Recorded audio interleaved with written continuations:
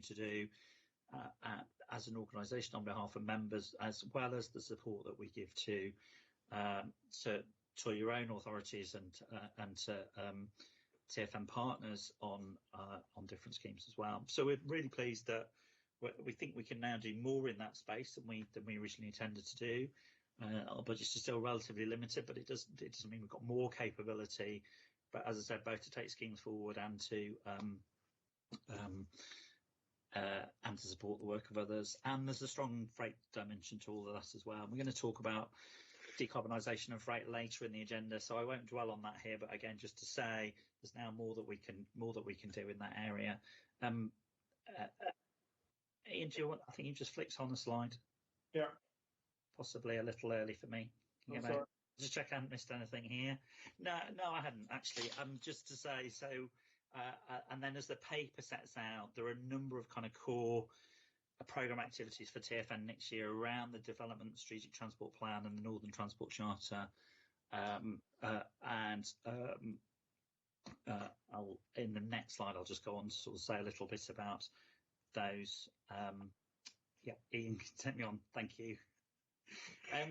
So Northern Transport Charter was agreed by the board back in September and submitted to government. The board asked us to look at a number of priorities for taking forward the Northern Transport Charter work in 21-22, particularly around activities that demonstrate TFN's track record in decision making, strengthening governance arrangements, including proposals for a future citizens' assembly, and looking at the scope and mechanics of a northern funding settlement. So all those things are in the programme. And there's now a little more that we can do specifically to both develop the evidence base and to work with partners to develop the substance behind the ambitions that are in the Northern Transport Charter.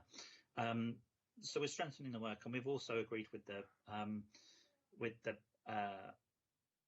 we will be putting proposals to the board in March to propose a new member working group to very actively take forward the work on the Northern Transport Charter. And as Ian said, with a spending review potentially in the autumn, working to certainly that's an obvious milestone for us to be working towards in terms of really demonstrating the added value of Transport for the North activities.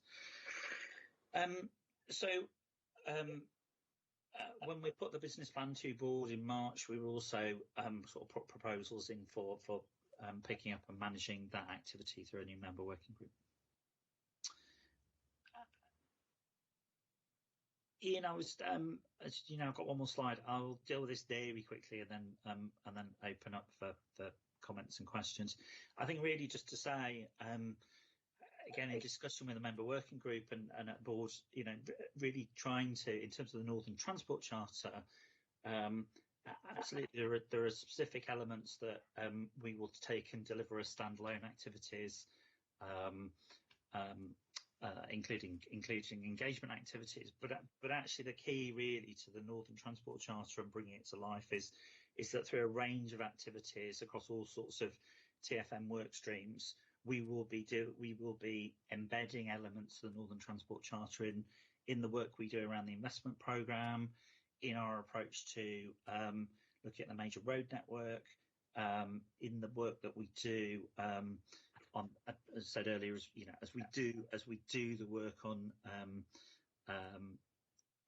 rebuilding passenger confidence on rail, in responding to the Williams review, and in developing plans for Northern Powerhouse Rail. So the keys in the Northern Transport Charter is about how it then becomes embedded in everything that TFN is doing, and that we tell the overarching story about how TFN has evolved as an organisation, as a body, and demonstrate the capability, particularly around effective governance and decision making, is going to be really key. So as Ian said, it's been quite a fluid process over the last few weeks, and we're still just in the final stages now of finalising the programme as part of finalising the business plan, the advice to the board. It'd be very helpful to sort of pick up comments and feedback at this point before we Ian and I finalise proposals for the board over the next couple of weeks. Chair, I'll leave it there unless Ian needed to pick anything else up before we pick up any further questions. Ian, was there anything else from you? No, nothing more from me. Thank you. Okay, well, gentlemen, I have questions from 3 people so far. So, Councillor Davison, if you would like to ask your question. Sure. Thank you, Chair. Looking at the priorities, I mean, it's disappointing, obviously, the funding cut, and although not surprising, I have to say, given the current environment we are in with regards to the borrowings that this country has in front of it. But what seems to be missing here is that we don't make any mention at all of High Speed 2, and it is pivotal to the whole of the Northern Powerhouse Rail endeavour, in my opinion. And our aim surely has got to be to promote the construction of that and to stress really, there's still a misconception that it's all about passenger speed, where of course it's an opportunity to really aid the decarbonisation process. If you look at the papers coming up in the future, it shows the staggering imbalance between what we spend on road haulage and what we spend on rail haulage. And there's no mention of HS2, and I think I would take every opportunity to promote it, to make sure that we get that link in the north, because there's still a risk, I think, that it's going to be cancelled. There's the right words are there, but to me that's meaningless. I think it's still at risk, and really and truly will have a vast impact on our plans if it's not delivered in our area. And I think just getting this important point over, that it's about freeing up the space for freight. It gives us the ability to get that freight off the road and onto the rail. That will help with the decarbonisation and the zero targets we've got set. And the other thing, obviously, is now we've had the good news for us in the Humber that we've got Freeport status, both north and south. So I think, we do need to focus on making sure we've got excellent rail links. Work has started, I know, it might have been completed by now on the gauge enhancements, but no mention of electrification really for the stretch that goes from Grimsby and Immingham. So obviously hopefully going to get it shown in on the whole side, but I think we need to include Immingham now in light of the recent announcement. So that's just my point. Thank you, Chair.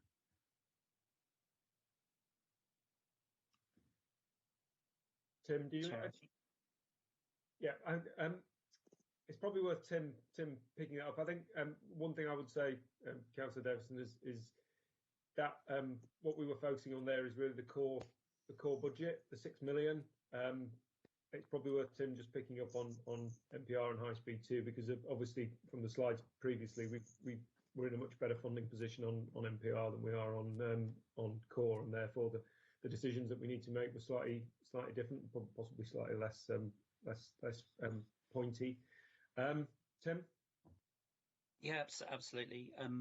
So, and I think when we finalise the published version of the business plan, we'll absolutely make those kind of important connections to HS2. As Ian said, the activities, there's a series of activities underway at the moment, both through the existing MPR programme, on the integration, the interfaces with HS2 Limited, and working very closely through HS2 Phase 2B, and working very closely with HS2 Limited on all of that, and then both through my team and through Tim Wood's team, lots and lots of activities we have been doing over the last year around the integrated rail plan, and really making the case for why both HS2 and Northern Powerhouse Rail are needed. And clearly we're now in the last phases of the integrated rail plan work. Much will depend on the government's final publication, and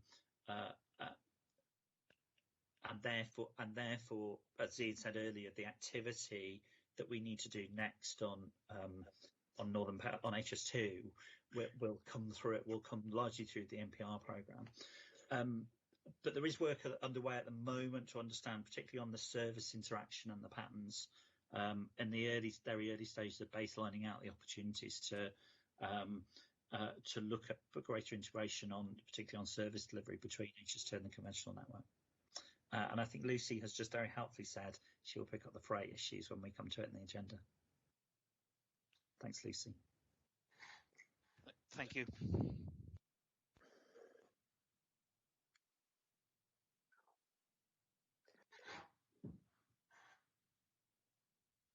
Chairman, you're on mute. On mute, Chair.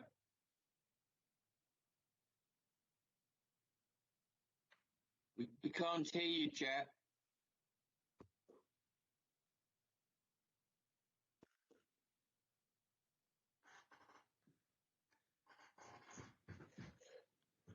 We have three councillors that are requesting questions, so I'd like to suggest that the three questions are asked, and then perhaps Ian and Tim can respond, please. So I've got Kim Groves, and then Sean Chater, and then Neil Hughes.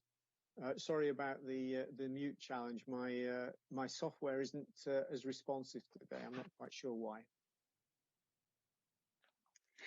Thank you, Chair. So the HS2 point has been covered. I did want to raise that. You've been to, obviously on sub today, so you're talking about working groups. So it would be good to have a clear steer of who's involved in those working groups to make sure there's wide representation on those groups. In terms of the IST, obviously we'd invested in West Yorkshire as partners ahead of the IST work, and what the plans are to work with partners going forward. In terms of the Northern Transport Charter, just really to understand what range of measures will be in place to make sure that we actually deliver and that the government has confidence in Transport for the North delivering, and also a challenge to government in terms of why the Great Jones review and the Williams reviews haven't been published before now, because actually we're all waiting to act on that. So just a couple of questions and a couple of points there, Chair. Thank you.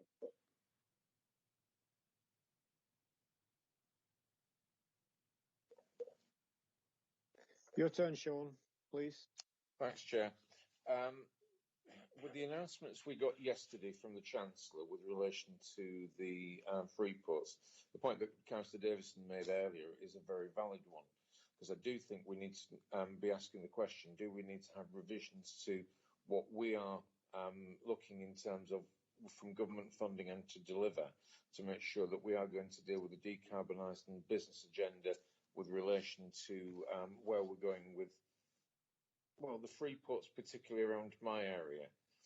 There's a proposal for, I think that came from Main Board, for electrification of the line from Doncaster to Hull and the line from Leeds to Hull. Well, clearly that has an impact, but if you're going to be electrifying the line from Doncaster to Hull, it's not a quantum leap to electrify the lines where it spares off to the South Bank. I did talk to Richard Hannigan, the Deputy Leader of North Links Council yesterday, and said I would raise this issue because this is one of the key points that they're making. New lines were put in to reduce the dependence on road usage into Immingham, and if we're going to have decarbonising, we need to talk in terms of perhaps doing that there, as Councillor Davison said, because we need to be in a position where both the North and South Bank, which are going to be free ports and feeding into the main business community and into the main networks, need to be done. I would suggest that it's something that may need to be picked up within projects and looking at that, because it's not just the Humber, it's also the Tees, it's also Merseyside, it's all over the place. There's free ports coming in, and that may need to be done, and we may need to be saying to government, we do need some more resources to deliver. Thank you, Chair.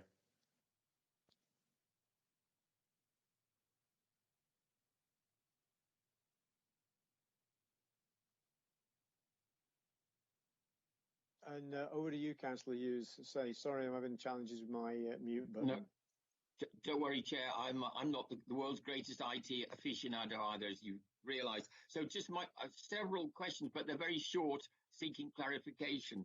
So first of all, can we be reminded what LTRS stands for?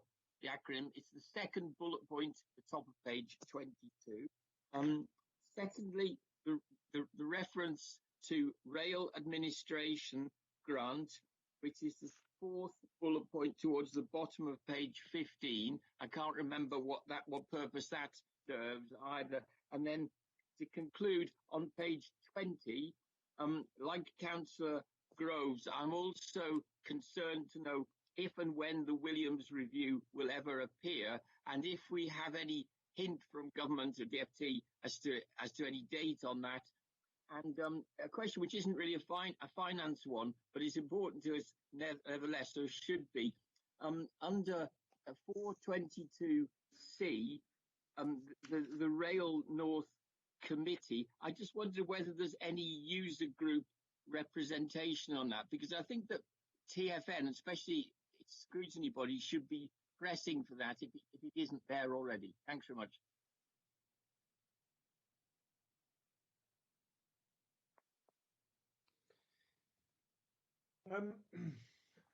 Shall I pick up some of those, and then hopefully the ones I don't pick up, Tim should be able to cover. Yes, fine. So just in terms of Councillor Grove's question regarding member working group, we've used this mechanism. We used it on the Northern Transport Charter, which was led by Councillor Blake, and we'll no doubt use it again when we revise the member working group for the Northern Transport Charter. The member working group that was set up for the business planning process was by self-nomination from the board. We requested people to put themselves forward on the I think it was the 14th of January board. The membership was either the TfN board member or the TfN deputy member for Cheshire West and Chester, West Yorkshire Combined Authority, Greater Manchester Combined Authority, Liverpool City Region, Cumbria, and Lincolnshire. The last one of those is a Rail North Authority. Those were, as I say, were largely self-nominated. There wasn't a process followed in the board to propose and nominate people. I think in terms of long-term rail strategy, it's just been, I think Tim's just put that up. The rail administration grant goes back quite a long way, and it's actually from significantly before my time. But my understanding of what used to happen was that there was grant provided, rail administration grant provided to the passenger transport executives by the department to help them interact with the rail franchises and the contracts that were operating in their areas. When Rail North was established, which was subsequently absorbed into TfN as our strategic rail team, those amounts were then passed. They'd previously been passed through to West Yorkshire Combined Authority, who was a host for Rail North, and they then passed to us. So that is essentially grant that is provided by the department to allow TfN to discharge its responsibilities in terms of, or help TfN. It's not the only funding that we used to do this, but to discharge its responsibilities in terms of the management of the rail franchises that operate in the north of England. Tim, it's probably best if I leave the other questions to you. Thanks, Ian. So I'll just apologize if I miss anything out. So Councillor Groves, you raised the issue around the Northern Transport Charter and how do we make sure that TfN is held to account for a delivery of all of that work. And actually that was a really important element. It came through in the discussions of the member working group. We have, and may have sort of raised with the committee before, doing part of the work that we're doing in terms of both strengthening TfN's policy work in preparation for the next strategic transport plan, and in taking forward the Northern Transport Charter is having very clear monitoring and evaluation processes in place so that we can assess and track delivery, and the monthly operating report and the business plan and the key performance indicators in the business plan are the existing way in which we do that, but we are working towards new processes to put additional processes in place so that this committee and other parts of the governance can hold us to account for all of that. In relation to the timing of the Williams review and the integrated rail plan, as well as there are a number of government publications and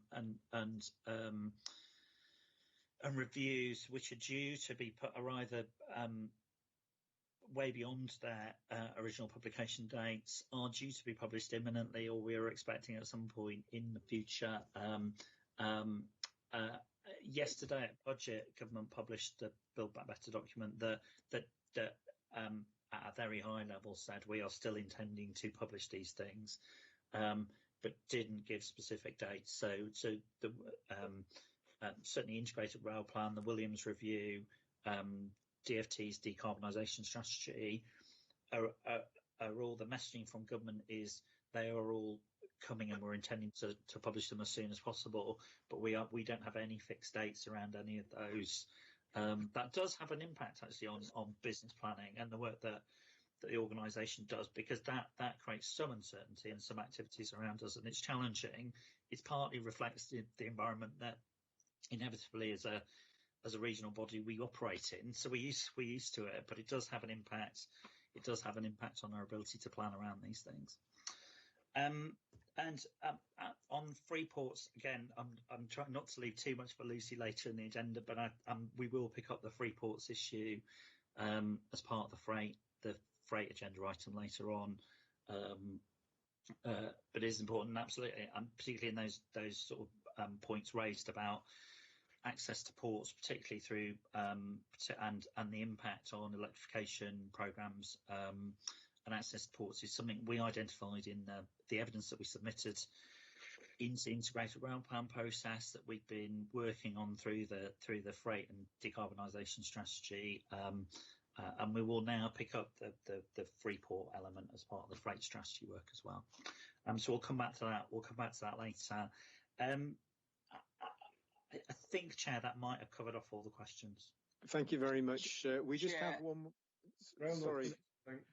Yes. Chair, I had one unanswered question there, which is on user group representation on the Rail North Committee.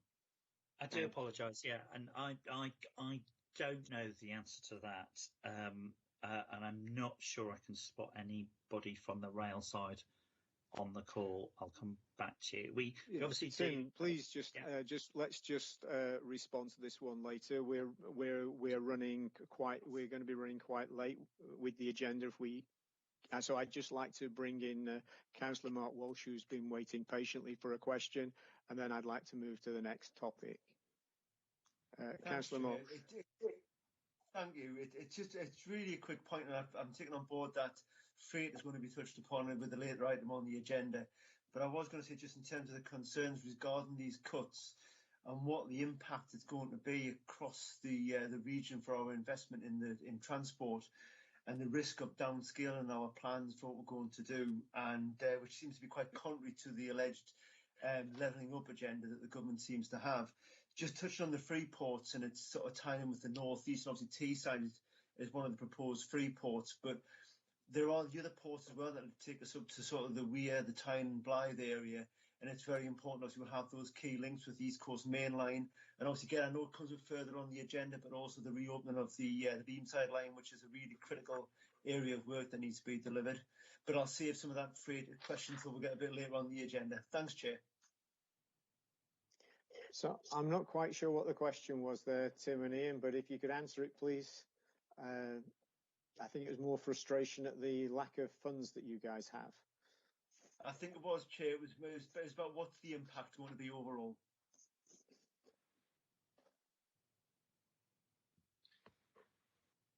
Would you just like me to come in on that one, gentlemen? Tim Wood, MPR Director. So very quickly, Councillor Walsh, the Leamside line reopening, so we have that in our preferred network for Northern Powerhouse Rail, and that's gone forward to the government as a piece of statutory advice. In terms of the freight connectivity, and particularly around electrification, we're already just currently working with our partners in Hull, because for an extra sort of 2 miles you will electrify down to the port at Hull, which I think is a very important piece. What we've done in Northern Powerhouse Rail, though, is we've made sure that there is enough power available, even if that spend profile is not within MPR. At least we won't have to go back for a further power supply, the bulk supply point. So I think that's really important. But across the piece, the track decarbonisation, the electrification, making sure that heavy haul electric freight trains can move across the network is important, and building back better. So to coin a phrase, very much the same as HS2, it's about releasing capacity across the network so we can run more freight trains, and that would mean, of course, coming in from the ports onto the main line as well. So we wait very much for the integrated rail plan, which is really important for the North and the Midlands, to hear what the government has to say overall about the network, and then we will message members and boards, etc., with that information. So I hope that's helpful just at this stage. Thank you, Chair. Very helpful, Tim W. Thank you very much. And with that, I'd like to move to the Manchester Recovery Task Force agenda item, which I think is being presented by Sal Patel. So over to you, Mr. Patel. Thank you, Chair. So I know we are running behind on the agenda, so I'll canter through this report very, very quickly and then open up for any questions. So many of the committee will already be aware that there's currently a work stream that's ongoing at the moment right now, which is looking at improving reliability through the Manchester area, but by default the rest of the North as well, given the impact of delays in Manchester on the rest of the network. The Manchester Recovery Task Force, which was established probably beginning of 2020, around about that time, is currently been working on 3 timetable options. And that task force really is looking at 3 things. So it's really looking at improving train performance for everybody, maintaining service levels for as many passengers as they can as well, and also creating a timetable that's based on some sound principles, but that can also be built on in the future as well. What's becoming very clear from the analysis work that's been done to date is that the infrastructure that we have at the moment right now around the Manchester area is not currently capable of delivering the timetable which used to run pre-COVID. And I think COVID has given us the opportunity to see what happens when rail services are taken off that network, as we've seen performance improve over the last year or so. So where are we at the moment right now? So there's a number of essential features here. So firstly, reducing the frequency on the Castlefield corridor is going to be very important as part of this, given that it is currently listed as congested infrastructure. Also, the timetables that have been produced to date have got better spacing between the trains, and that really looks at reducing any knock-on impact from one train to another if they are delayed. The other things that they are looking at is fewer conflicts at key junctions. That's really to stop trains crossing into each other's paths, especially where there are delays. Manchester Victoria is a key bottleneck, given that a number of trains at the moment right now terminate there, and turning those trains around leads to quite a lot of delays. So they are looking at how those services could be improved, and really standardising. I suppose finally it's about standardising the timetable, so it just becomes a lot more simple to operate, but also for passengers to understand as well. Now this work has gone through technical modelling, and that's been happening over the last 3 or 4 months, and that technical modelling is still ongoing. But in parallel with that, a consultation is already out for consultation at the moment right now, but consultation was approved by Rail North Committee back in December, and that consultation was published on, I think it was the 10th or the 14th of January of this year. Now that consultation really explains the problem out there for both stakeholders and passengers. It also puts forward 3 options as well for passengers and stakeholders to assess and to consider. And it also puts forward the trade-offs, but also the benefits as well of each one of those options. And it sets out some next steps as well. We'd strongly recommend that any stakeholders who haven't responded to that consultation do so. The consultation is due to conclude on the 10th of March, so in about a week's time. And once we get to the end of that consultation period, that information will be taken by the MRTF, analysed, and also run against the conclusion of the technical analysis work. And using that information, a recommendation will be made by what is the MRTF board, which is made up of TfN, Network Rail, as well as the operators as well, and that recommendation will be put forward to Rail North Committee as well as to the Department for Transport as part of the governance process. If we are in an agreeable position where both Rail North Committee and DFT are happy to take that forward, then that will go through the governance process and through to Treasury as well, with a view to this whatever chosen timetable option is implemented from most likely May 22 next year as part of the timetable change. So that's all I wanted to say at this stage. I'm happy to open up for questions at this point, Chair. Oh, thank you, Mr. Patel. You have a number of questions. I'm going to start with the author of the question who submitted the question for us to actually ask you this presentation. So, Councillor Parish, would you like to ask your question or questions, please? Well, yes. If I say what I'm thinking, and then you can pick the questions out of it, Chair, because this is something that affects the whole of the region, simply because of the changes to the airport services. Can I say I'm sceptical about the modelling, and I'll explain why, if I may, by starting with the parochial stuff. That it's horrible for Warrington, cutting the number of services there, and with some stations down to 1 an hour. And I mentioned the modelling because we got our new station, £20 million at Warrington West, with a franchise commitment for 3 trains an hour, reduced to 2 trains an hour, and the third train had time in the timetable to stop there, and because it didn't stop, it waited 3 minutes longer in Warrington Central before heading for Castlefield. And the modelling said if you do stop it there, it'll cause delays in Manchester, and that was patently nonsense. So that's where I'm coming from in terms of the modelling. But this is that was a £20 million new station. Of course, we've got £100 million Ordsall Cord, with trains being reduced to 1 an hour. And you think, well, that was hardly worth the effort. And of course, that's one of the trains that would go Newcastle to the airport. But there are lots of other places also losing their airport service. Now, I'll put another hat on now, Chair, because I'm Warrington's rep on the Manchester Airport Consultative Committee. So I'm very well aware that part of the airport's planning consents have been on the condition, Section 106 and everything else, to increase public transport use, and this would obviously be a bit of a blow to that. If I can indulge a moment, one of my favourite quiz questions was who, after Thompson, this is a while ago now, it's after Thompson and Tommy Cooks, who brings most passengers through Manchester Airport, to which the answer was TransPennine Express. But this is obviously a bit of a blow to that, and I'm sure the airport will be making representations to that effect. What I can't really grasp about this is that reducing the number of services, it's very marginal. Separating them, so it's regular 5-minute intervals, doesn't make much difference if they're not running to time anyway. There'll still be delays. The reasons for delays are traffic getting there from elsewhere on the system, not just within the Castlefield corridor. But what I can't grasp is if you have fewer trains, what will that do for overcrowding on the platforms?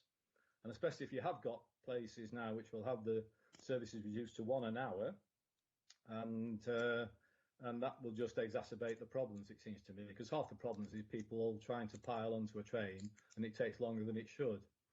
So that's my basic thing. And the final thing is the overcrowding thing, and the whole premise seems to be that they will still run extra trains in the peak, which is when you're most likely to get the delays. So I'm very sceptical about the whole thing. I'm sure there are other measures that could be done, which would actually improve things. And obviously, if I was choosing an option, it would be option A, but I'm sceptical about some of the reasoning behind the whole thing, frankly. So just before you start, Salim or Sal, do you have any suggestions, Councillor Parish, as to how it could be done differently? I won't want to tie you down now to all the different things that might be done.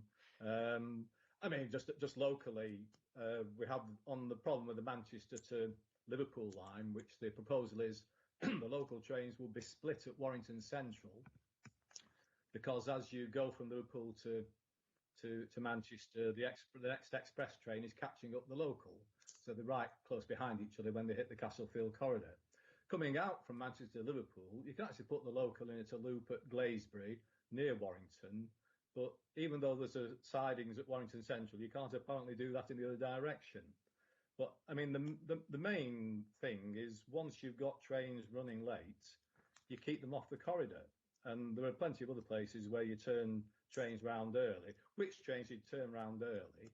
But if that's what you do, and especially with the more frequent services, so that you haven't got, so you basically you're not taking trains through the corridor when they're already delayed, because that's what causes the problems. And you're working out which of the trains, which are the priority. That's a matter of train regulation. I'm not sure you could do that on a day, but you have a program, but you couldn't say for certain what would happen. And the other main thing which would really help is stop putting freight liners through Oxford Road in the rush hour. Thanks very much, Steve. I don't know if Sal's got an apprenticeship going, but I'm sure you're in the running. I had 6 years on the railways, Chair, as a timetable compiler. Thanks very much for the questions and suggestions as well. So firstly, what I would say is some really good ideas there. So I think getting them down within your consultation response and all of those things be considered as part of the mix over the next few weeks as we do that. Secondly, the premise of the timetables that have been put forward. I think it's important to note here that the way that these timetables have been put together are completely different to how timetables have been put together in the past. They've been put together by bringing the industry together, by getting actual industry planners. So both planners from Northern and TPE have been involved in actually pulling these timetables together, and they should be viewed as a package in terms of the structure, which will hopefully lead to some form of reliability. In terms of the modelling, I know you mentioned you were slightly sceptical about the modelling. So we've used micro-simulation on this, which is far more advanced to what Network Rail have previously used on this, on modelling when it comes to timetable changes previously. And the model that has been used for this has been specifically and is a bespoke model for the Manchester area as well. So the MRTF are fairly confident that the results that are coming out of that should provide more confidence than the previous models that have been used previously. I fully understand though that there are going to be some areas that are obviously going to lose some direct services and some connectivity that they would have had previously. But I think what we really want to put forward at this stage is that this is an interim measure until infrastructure comes along that allows us to be able to put more services back. And the principles and the structure that these timetables have been built on allows opportunity for future services to be built back onto what is there at the moment right now. I suppose I suppose in conclusion, get your responses back to us, and absolutely, I mean, nothing is fully set in stone, but I mean, the structure of the timetables are really built around reliability. Thank you, Sal. Steve has a question he wants to come back with. Yeah, I mean, others can come because it obviously affects others, but there's stuff in there which just really doesn't make sense. I mean, Cleethorpes to the airport service, let's divert it to Liverpool, and you think, well, and it says that's operationally difficult, reversing in Piccadilly, and I never quite understood that. It's a 4-minute reversal, the driver just changes end, and I'm not sure how that's more operationally difficult than a London train in the platform for 40 minutes looking for a new train crew. But it's stuff like that. So, but others may have their own take on how it affects their area. Okay, could I bring in Councillor Jones, please? Yeah, I mean, this is a very difficult issue, but I'm sure those of us who've lived a long time can say that we were dealing with exactly this 10 years ago with the Network Rail report on the Manchester Rail Hub, the bottleneck around Manchester, what we're going to do about it. And Councillor Parish is right about the Odsal cord, but he's quite wrong on another thing. The Odsal cord has come probably 10 years too early because all the other infrastructure work hasn't been carried out. So the Odsal cord was part of a number of infrastructure projects, and most of them are still waiting to be done, and they'll make a difference. But the big issue here is performance.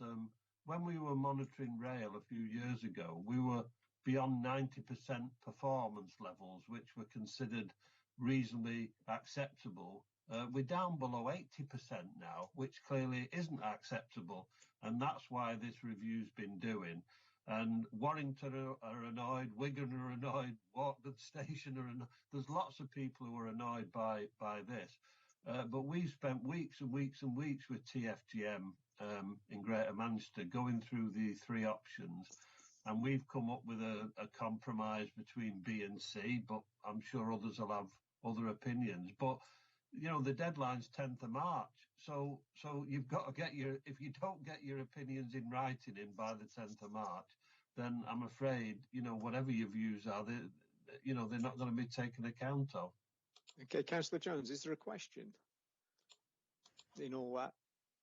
No, it was a comment. Okay, thank you very much. Can I then move to Councillor Cooper, please? Thanks. Can you hear me all right? Sorry. In terms of what this agenda item is asking us to do, to make recommendations, the Scrutiny Committee make recommendations to the Rail North Committee in response to the consultation, I'm not really sure that that's achievable for us to do, really, because I mean, just to take our local example with this, option B for us would retain the connection from North Wales and Chester to Manchester Airport, whereas the other options would get rid of it. So we're under pressure from the North Wales authorities to back them, and incidentally our Chester councillors to back option B. But option B has the effect of removing Warrington's connection to Leeds, and we would want to support our colleagues in Warrington as well. Option C for us would deliver 2 trains an hour through Northwich, which is something that was committed in the Northern franchise but was never actually delivered. So that'd be a net benefit for us. Whereas I understand, I'm not a rail industry expert by any means, but I understand from our local rail user groups that options A and B would prevent 2 trains an hour running on the Mid Cheshire line because it gives the pathways to other routes. So option C would be my personal preference as a Northwich councillor, but then I'd be saying, well, sorry, Chester, you're not having your link to the airport anymore. So we can't even agree within Cheshire West and Chester about what the right answer is. I don't think it's achievable for us as a committee here to really make recommendations to Rail North that we could all agree on, that where there wouldn't be a loser somewhere or other. And it kind of goes to how the consultation is set up, really, that by focusing on routes that maybe don't have high footfall but are nonetheless strategically important, without looking at what you can do elsewhere in the suburban Manchester routes, it's it does present these difficulties that pits us against each other. But that's really all I wanted to say. I think that. Thank you very much, Councillor Cooper. I think you've articulated excellently what the challenge is here, in that there is, everybody wants their own preference. I'm not going to ask Sal to answer that. I just hope he notes the intricacies and the challenges that his group have got to try and pull together. Onto that point, I mean, I understand everyone wants to try and maintain the level of service that they have at the moment right now, and the level of service that was either put forward as part of the 2016 franchises or whatever existed as prior to May 18 as well. But we have to understand the challenge, which is that the current infrastructure does not support that. So we need to consider what the priorities are, and the priorities need to be firstly the passenger and what the passenger needs and what the majority of passenger needs are as well. So there's a huge amount of research and work that's gone into putting these timetables together, and a lot of science that has gone into putting these timetables together, and they absolutely are there to deliver for the majority of passengers reliably, because the one thing that passenger feedback has told us that they are fed up with performance being the way it is and the way it has been for the last 2 years. We don't doubt your commitment to achieving the ideal goal and trying to satisfy the most important person. So don't feel that we doubt that. This was also put on the agenda rather late, so therefore, and just to Councillor Cooper, we were not expecting us to have dramatic solutions that would actually satisfy and make Sal go home and have nothing to do. So don't worry about that. I'd like to just bring in Sean Chater, and then I have one more councillor who wants to ask a question after that. So, Councillor Chater. Thank you, Chair. It sounds a bit like that song from the man from La Manche, Dream the Impossible Dream. I think we all want perfection, but it's not going to happen. But we lost our connection to Manchester Airport several years ago, and I mean several years ago. And I think there is some dependence by people from this side of the Pennines of getting to Manchester using the services that are potentially going to be cut, the ones that go to the airport. If we're looking at modal shift, it is one that we need to have a discussion about, because if we're going to get people to go to the airport, if we can avoid them going by car, great. And I think the only way of doing that is to have more services to Manchester Airport. But one of the questions I will ask is, has there been a lot of consideration given what was stated about issues around freight, to pushing the freight onto night services? Because that way it frees up track time during the day when it allows to carry passengers, because there aren't going to be many passengers overnight. And if we could find a way of pushing the freight services through onto night times, would be logical. Taking the Cleethorpes service rather than to Manchester Airport to Liverpool just sounds completely illogical. And that's the views that I've been hearing from other people in the Hull area, the East Riding area, and also talking to friends on the South Bank. Thank you, Chairman. Thank you, Councillor Chater. Back to you, Sal. Yeah, so the freight path is one that keeps coming up, obviously, because we've all been at Manchester Oxford Road when that freight train runs through during the peak time. It's an ongoing discussion between Network Rail and the freight companies.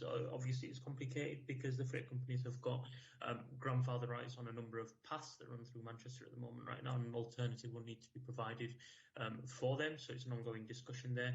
Plus, you've also got to remember that there is a knock-on in terms of how that freight arrives onto other routes on the network as well, and the times that those are booked on. So it's an ongoing piece of work, and it's something that I know Network are very keen to move forward with. And I think some of it will be tied to the ongoing work that's happening at Trafford Park around the freight yard down there. So hopefully we'll get some progress on that in the next year or two. Okay, I hope it's much sooner than that. I have now Councillor Hughes for you. Thanks, Chair. Well, Councillor Parish partly asked my question. It's been most interesting listening to the discussion from those who are obviously much nearer the scene of the proposed changes. But I have to say this issue does affect Cumbria. I've also sat quite a few times in a train, stood still in the Castlefield corridor, or indeed in Deansgate Station, agonisingly short of Oxford Road and wondering whether I was going to be late for an event. Obviously, it affects Manchester commuters on a far greater and far more regular basis. I haven't looked at the analysis in great detail, Sal, but I wonder, is there not scope for more trains coming from the Merseyside direction to go via Victoria, which has 4 times the number of platforms as do platforms 13 and 14 at Piccadilly? And of course, trains going that way can still access both the Diggle line, for which it was always the principal through station, and the Hope Valley line. So I don't know, presumably you have looked at this, but that would take a good deal of stress off that corridor through Oxford Road and the outlying platforms at Piccadilly.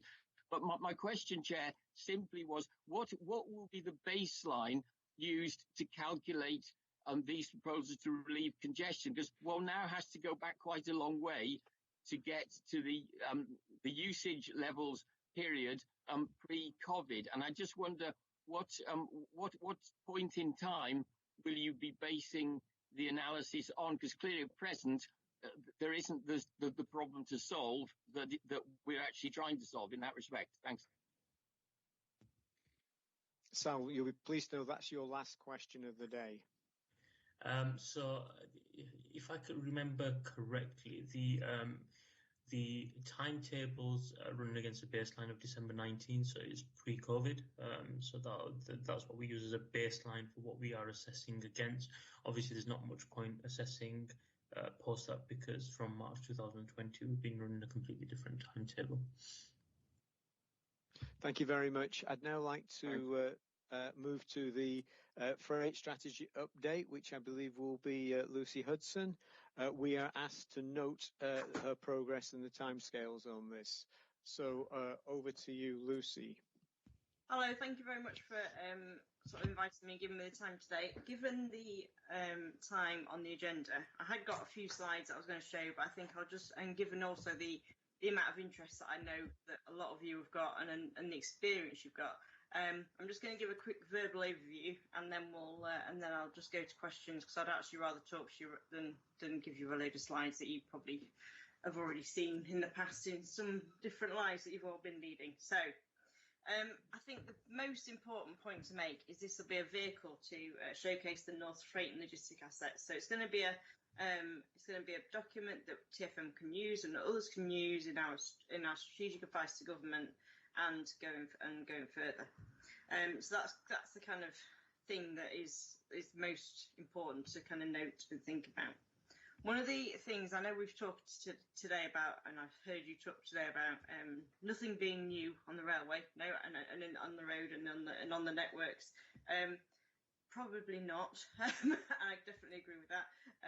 But a lot of the things that we're doing, we've done some analysis on demand suppression, which is a slightly new way of working out what's the gaps on the network, and where are we sort of holding freight back, and where should we be, where could we, if we had better paths or faster paths, get more freight through the network. So that's something we're looking at that we can use to quantify either the disbenefits or the benefits that the freight industry is feeling. And generally, it's going to be the sort of more negative impact on the freight industry.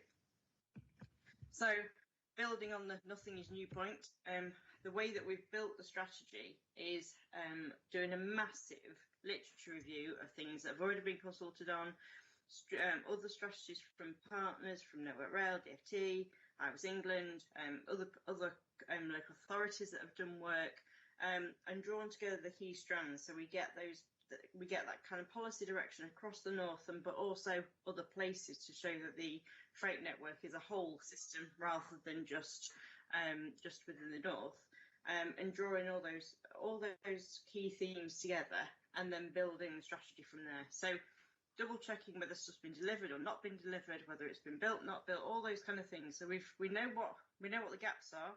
We can do some extra modelling to show what those how that would be impacted, and then we can say, is this still a problem? And that's the kind of way we've worked. So, and also making sure, does the modelling agree? Making sure we've got that health check. So we will look at it and go, is that really a problem? Is that how it's working? So making sure that we apply a level of common sense, as well as or looking at the numbers and looking at how the results are working.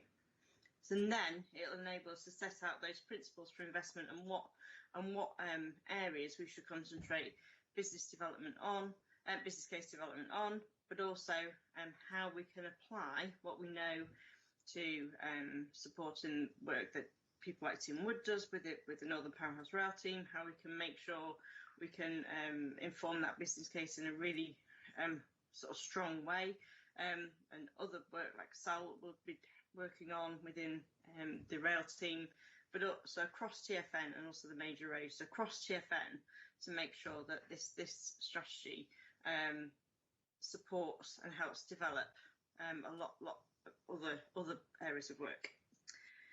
And that will then enable us to use that to inform the strategic advice to government, which is our main role. Finally, I want to talk a little bit about modal shift, decarbonisation and free ports. I won't talk too much about decarbonisation, because I know it's A, mentioned in the report, and B, Peter Cole is going to be doing a presentation after me, and looking at time, I think he'll be better informed to make sure we've got to talk about that. But I will say we've both been working very closely together.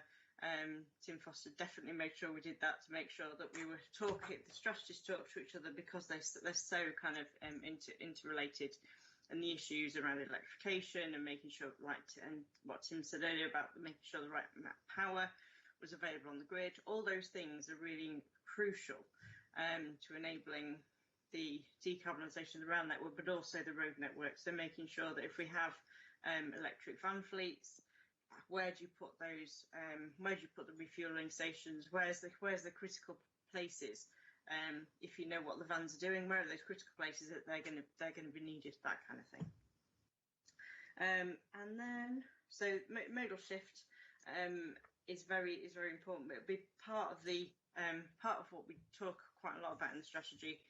But there are still a number of things we don't know in terms of that very specific demand data for things that are not there already and not going on. So when you look at the modelling, it's very easy to model and project from traffic that's already been happening, and you can then project that into the future because that's easy because you've got evidence. If you're looking at something that's new, you've got to be really careful, and B, make sure that all of those we get all those ducks in a row, and make sure that is clearly evidenced and people definitely believe that we can do certain things on the railway, and that because people generally believe modelling and people who are doing analysis, that's got to be a very crucial part of how we talk across the Pennines. I can see these questions building up, so I'm going to be quiet soon.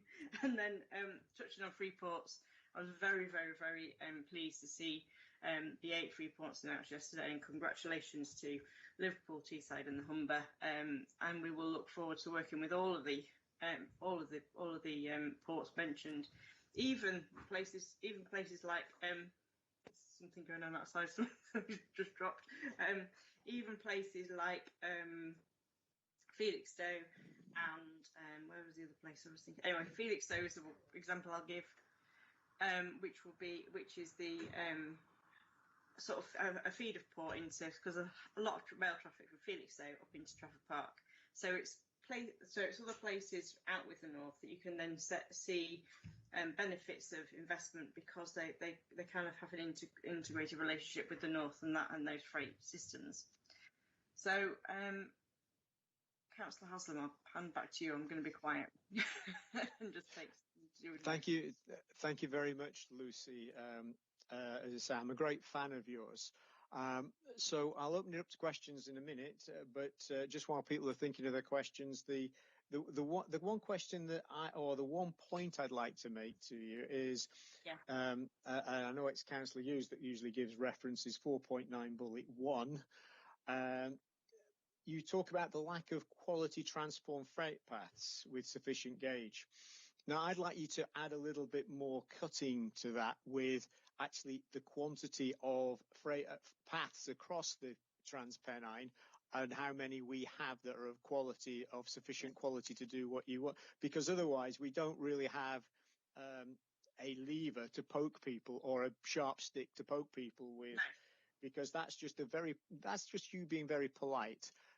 Some of us councillors are not quite as polite. We've learned that if we have to get a point over, we need to quantify it. So if you could quantify some of the excellent points you make, and I'm sure you know every single bridge between Leeds and Manchester that isn't big enough to take a freight box through, but I would really like to see that in print so that we can, and then knocking on to Peter, who's coming next, that one of his targets can be, we need to make 10 quality pathways across the Pennines, but there's only 3 right now, because that's what Lucy says.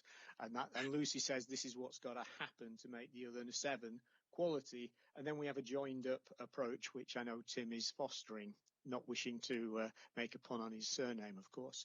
So look, my first question comes from Councillor Hughes.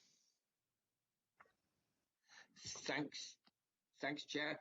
This question may seem a bit offbeat, but you'll be pleased to hear I'm not going to refer to any specific paragraph, but we're constantly looking for new or improved routes across the Pennines for freight.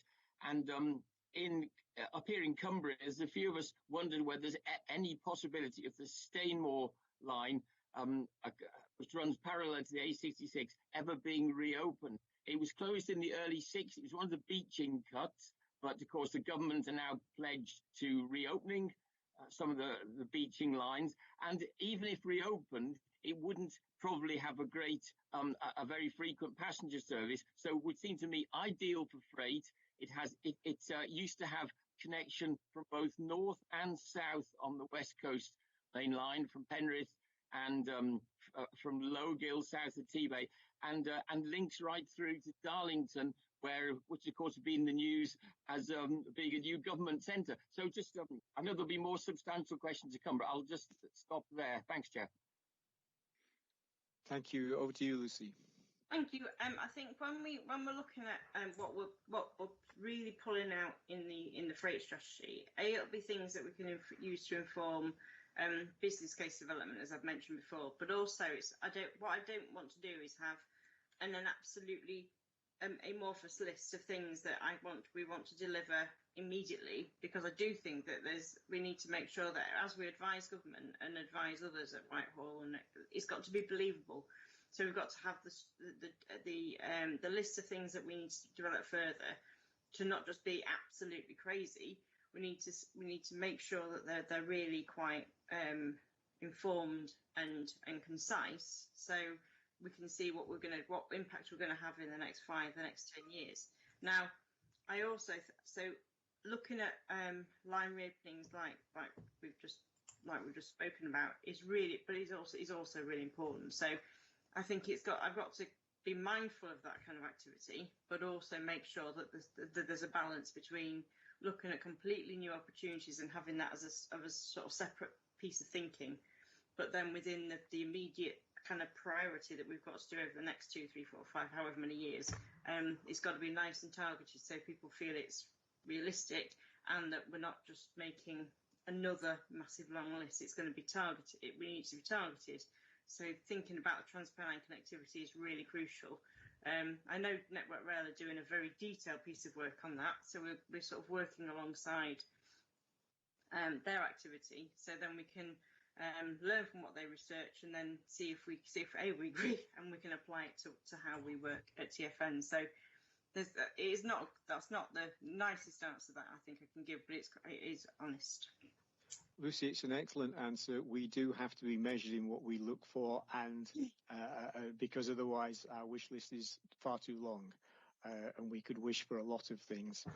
I'd like to have a Star Trek type system for moving freight, but that's not going to happen either. Over to Councillor Chater. Thanks, Chairman. One of the key points, we've already had the discussion and said about connecting the docks and the connectivity that we need for the docks, both north and south of the river. But one of the key issues is when we're hearing the issues around beaching, we are in the position where we could look in terms of reinstating some of the other lines tying into the freight strategy.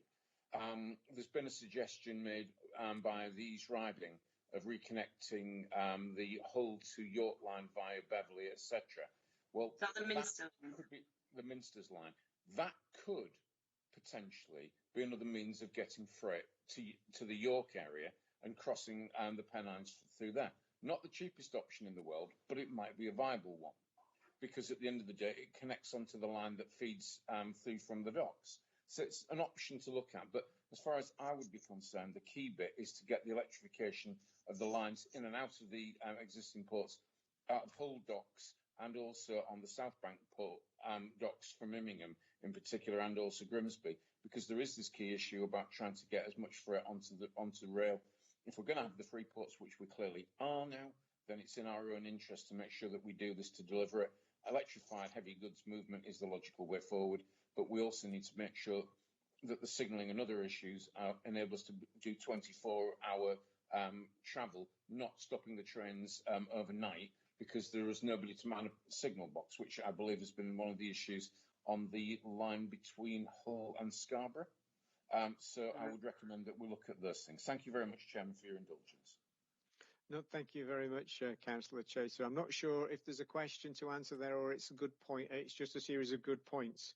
I know the York to Harrogate line also suffers from the fact that the man goes home at 10:30 at night, and then and there's no later train from there.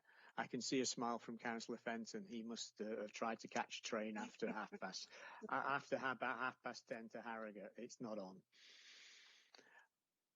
Are there any more questions for Lucy at all? Do I need to look at the question? Is there any No, question? no. They're just comments and suggestions and things. Just more homework for you, really, rather than anything else. So if there's no more questions, then I'd like to move on. But maybe you'll play us a tune out while we get Peter.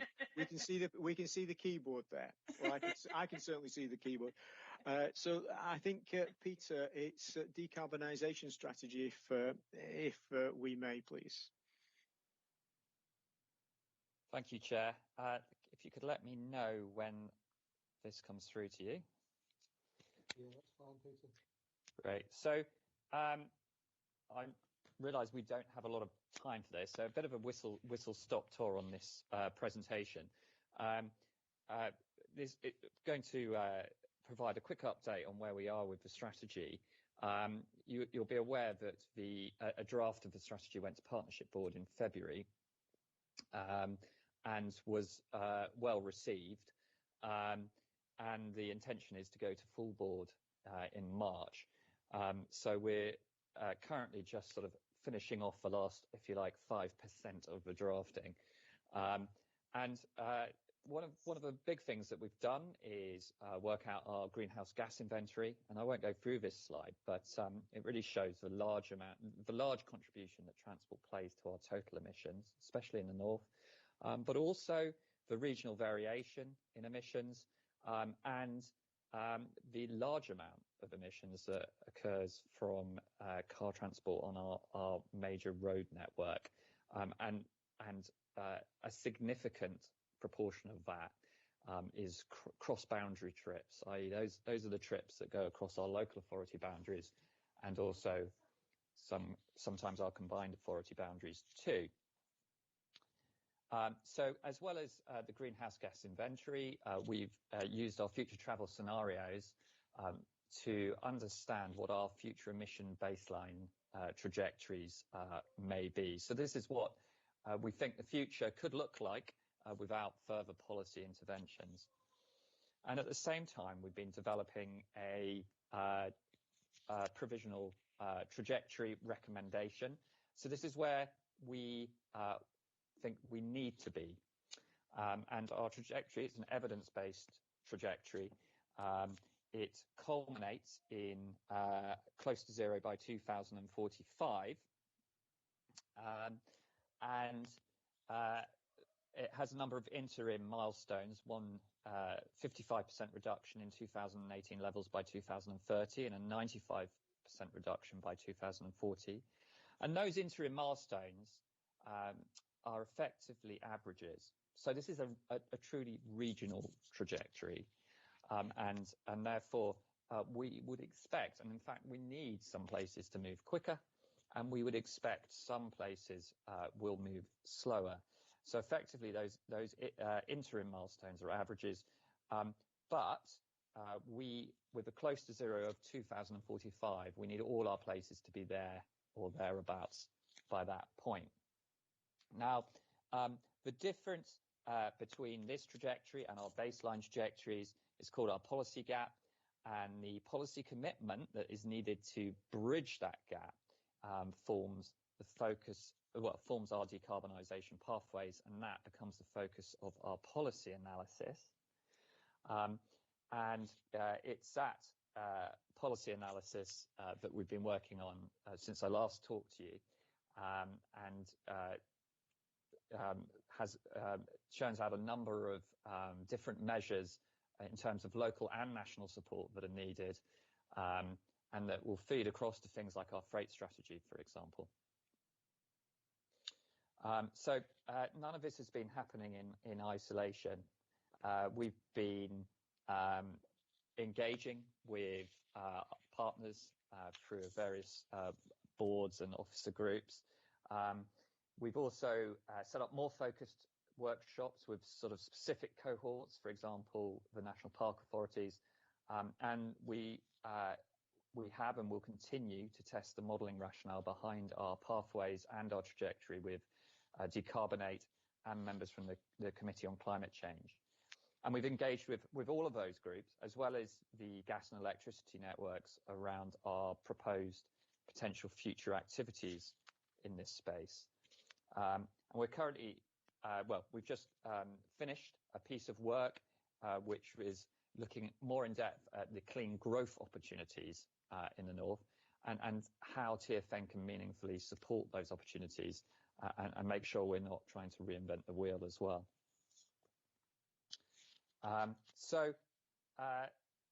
Just to recap on the timings, we're looking to go to full March TFN board with the completed version of the strategy. That will be designed up following that board, assuming we get a positive outcome, and we'll also be drafting consultation materials through April and early May with a view to commencing a public consultation post the mayoral elections during the summer. That would run for 12 weeks, which takes us in a timeline to adoption in late autumn, early winter 2021, if everything runs to plan. Thank you, Chair. Thank you very much, Peter. Again, I'm a great fan of the piece of work that you're putting together. It's certainly wholly integrated, and I hope others on the group here have similar feelings. One of the questions I've got for you before I open it up for full questions is, although it might not appear in the strategy, I would be expecting that when or maybe you can correct me, will we be putting targets for modal switch in here? So, or even targets that say, Lucy, I need 10 quality paths for freight across the Pennines, because otherwise we can't achieve our modal shift. So my question really is what targets and what level of targeting are you looking to do? And is it either in the strategy or is it going to be in a subsequent document? Yes, so we have targets in terms of policy commitment. So we will be looking at demand reduction figures, and as part of demand reduction, there'll be modal shift figures in there too. Now, obviously, a lot of that modal shift, when it comes to private car use, will be manifest itself in locally implemented measures. Some will be national, some will be locally. When it comes to things like freight, where we are able to have a little bit more influence, again, what we'll have at this point is a series of targets around the level of change that we require, the level of emissions we require, but we won't be delving down into detail of saying, well, that will equate to sort of 10 pathways, etc., because the level of, I guess, carbon modelling required to do that is probably, as you say, it's the next stage down. But what we will have around freight, for example, is the policy analysis has churned out a series of, if you like, recommendations of what TFN can do, and that's things around working with government about information democratisation for freight,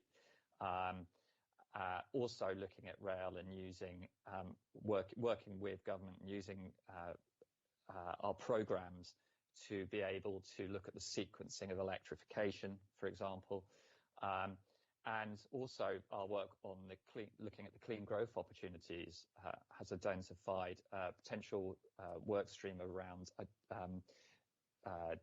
decarbonising port-to-port multimodal corridors as well. So there are a series of sort of quite high-level actions around that, and really, I guess, what we'd like to do is as soon as we and hopefully get a positive outcome in March, is get cracking with some of those actions, because even though we will have a public consultation running through the summer that and looking for adoption towards the end of the year, we realise a lot of these things are very urgent, and so we'll need to crack on straight away. Thank you very much, Peter. All I will say to you is that you can't measure it, you can't manage it. And I think that, I appreciate that we don't necessarily, as Transport for the North, necessarily have control over everything. We are controlling or the what I would call the enablers. Anyway, look, I don't expect you to answer that. I have Councillor Kim Groves who'd like to ask a question. Over to you, Councillor Groves. Thank you, and really welcome the presentation. And I think the challenge will be is the policy regionally, that we all need to sign up to policies that are very similar. We've all got different challenges in different areas. I'm just wondering if there's any work running parallel to this on methodology to assess carbon in transport schemes, because we all have transport schemes within our transport funds that, you know, probably are not going to be fit for purpose in the future. And if you do not mitigate the carbon in those schemes, as well as doing the decarbonisation of transport, then that may be a challenge. And just would welcome your thoughts. Yes, so it's a good question. We don't currently include embodied carbon within our trajectory for a number of reasons, but it is a really important consideration, and there'll be a separate chapter addressing that within the strategy. We're able to make sort of firmer commitments to TFN-led schemes around how we measure baseline and then reduce embodied carbon within the TFN-led schemes, and putting in place supply chain carbon reduction targets around that and carbon management frameworks. More generally, our engagement with partners has shown that there is a lot of concern around the amount of embodied carbon within transport infrastructure, and how we ensure some consistency in how we baseline it and monitor it. So, for example, if you are looking at delivering a scheme and saying, well, we need to reduce the amount of carbon and we want to have a target that's aspirational on that, the first question you have to ask is, well, what are we reducing that carbon from?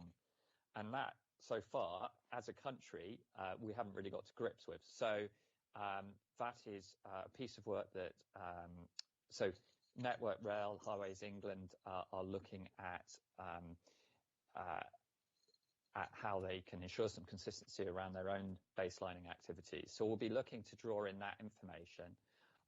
But as well as that, we are running a study with Decarbonate at the moment, and that's looking at trying to measure the embodied carbon within our strategic portfolio, because we really need to start looking at it at that level.